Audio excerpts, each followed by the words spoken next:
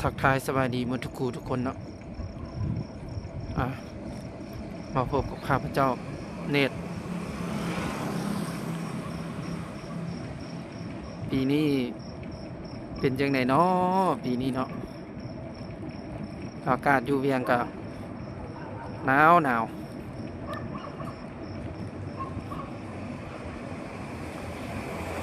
สภาพอากาศอยู่นครหลวงปีนี้ถือว่าหนาวหลา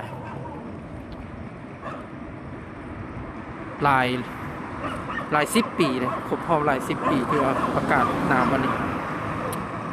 ประเทศลาวเขานี่ทั้งเจอสภาพอากาศ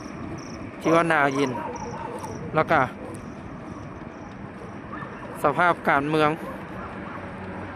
แล้วยังมาเจอสภาพดินยุบอีกดินยุบอยู่ที่บ้านทงมังเกิดจากการดูดเกลือเพื่อนนะเกลือไม่ยังแห่ติดเกลือที่ว่าเพื่อนเอาไปเฮ็ดเขาเอิ้นว่ามีอย่างดินระเบิดบ่อันนี้ข้าพเจ้าก็บ่แน่ใจพี่น้องทงมังเขาก็ถูกอพยพออกจากเขตอันตรายแล้วก็ผู้ที่ว่าอยู่ใกล้เคียงก็บ่แน่ใจว่าสิมีการยุบโตอีกบ่แต่ว่าชาวบ้านทุ่งมั่งเขาก็โอ้ยถือว่าอยู่บ่ได้กินบ่ได้นอนบ่หลับพุ่นแล้ว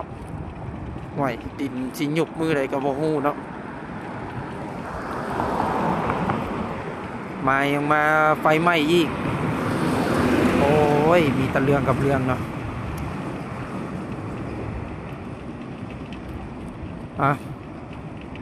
เพราะว่าจะเขตบ้านทงมังเนาะ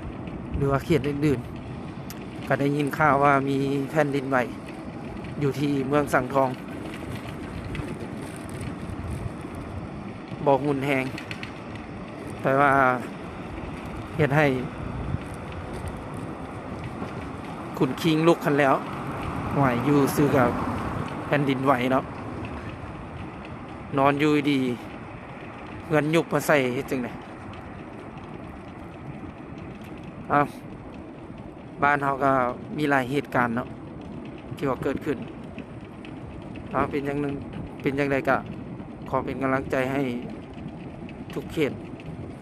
บอกว่าจะเป็นภาคเหนือภาคกลางแล้วก็ภาคใต้เนาะ